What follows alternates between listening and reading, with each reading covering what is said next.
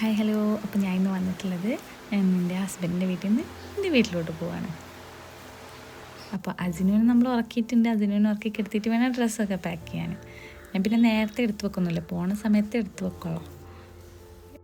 ഇതെനിക്ക് ഇല്ലാസ്ക വെഡിങ് ആനിവേഴ്സറിക്ക് ഗിഫ്റ്റൊക്കെ തന്നിരുന്ന ഒരു മിനി ട്രോളിയാണ്. ഇത് തന്നുകൊണ്ട് ഒരുപാട് ഉപകാരമായി. ഇപ്പം ചെക്കൻ്റെ സാധനങ്ങളൊക്കെ അതിൽ കൊണ്ടുപോകാം. ഇപ്പം അജിനുവിൻ്റെ പുതിയ ഡ്രസ്സ് കാര്യങ്ങളൊക്കെ ഞാൻ അതിൽ വെച്ചിട്ടാണ് കൊണ്ടുപോകല്. പിന്നെ കുട്ടികളാകുമ്പോൾ അവരെ കാര്യങ്ങൾ തന്നെ അറിയാമല്ലോ. ഒരു ഡ്രസ്സ് ഇട്ട് 5 മിനിറ്റ് കഴിയുമ്പോഴത്തേനും അത് നാശാക്കിയിട്ടുണ്ടാവും. അപ്പം തന്നെ അടുത്ത ഡ്രസ്സ് മാറ്റണം. അപ്പോൾ അത്യാവശ്യം ഓൻ്റെ സാധനങ്ങൾ തന്നെ കൊണ്ടുപോകണം. മുന്നേ ഞാൻ എൻ്റെ വീട്ടിലോട്ട് പോകുമ്പോൾ എനിക്ക് ആ കുറച്ച് സാധനങ്ങളെ കൊണ്ടുപോകണ്ടാവുള്ളൂ. ചിലപ്പോൾ ഒരു ചെറിയ ബാഗും എൻ്റെ ഡ്രസ്സൊക്കെ വെച്ചൊരു ചെറിയ കുഞ്ഞ് ബാഗും.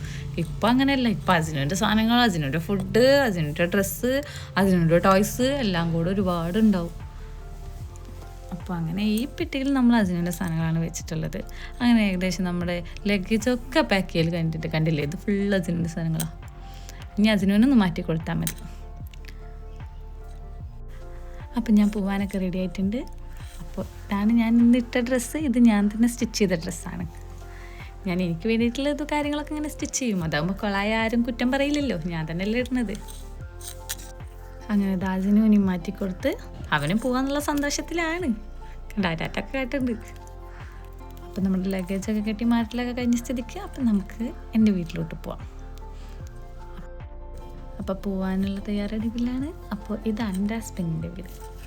അപ്പം ഞങ്ങൾ ഇനിയിപ്പോൾ പോവാണല്ലോ. ഇനിയിപ്പോൾ കുറച്ച് ദിവസം എൻ്റെ വീട്ടിലാണല്ലോ. ഇനി അവിടുത്തെ വിശേഷങ്ങളും കാര്യങ്ങളായിട്ട് ഞാൻ വരും. അപ്പോൾ അതിനാണെന്നുണ്ടെങ്കിൽ വണ്ടി കയറി കഴിഞ്ഞാൽ ഇതാണ് അവസ്ഥ. കണ്ടില്ലേ, വണ്ടി ഭയങ്കര ഇഷ്ടമാണ്.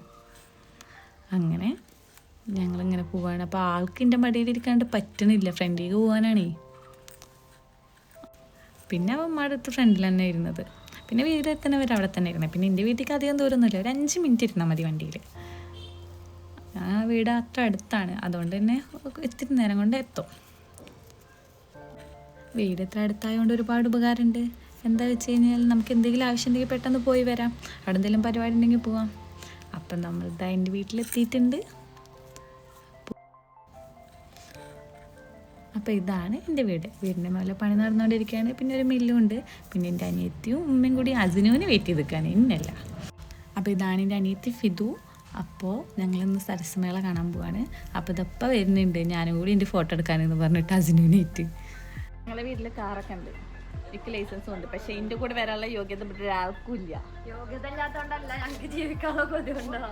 അതുകൊണ്ട് ഞങ്ങൾ ഓട്ടോയിലാണ് പോകുന്നത്.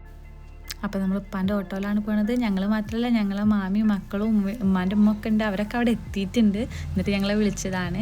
അപ്പോൾ അതിനാണ് കയറിയ പാടെ ഉറങ്ങിയിരിക്കണേ. അപ്പോൾ അവിടെ എത്തിയിട്ടുള്ള കാര്യങ്ങളൊക്കെ അടുത്ത വീഡിയോയിൽ അപ്ലോഡ് ചെയ്യുന്നതാണ്. അപ്പോൾ ഇഷ്ടപ്പെട്ടാൽ ലൈക്ക് ചെയ്യുക, സബ്സ്ക്രൈബ് ചെയ്യുക. അപ്പോൾ ഓക്കെ.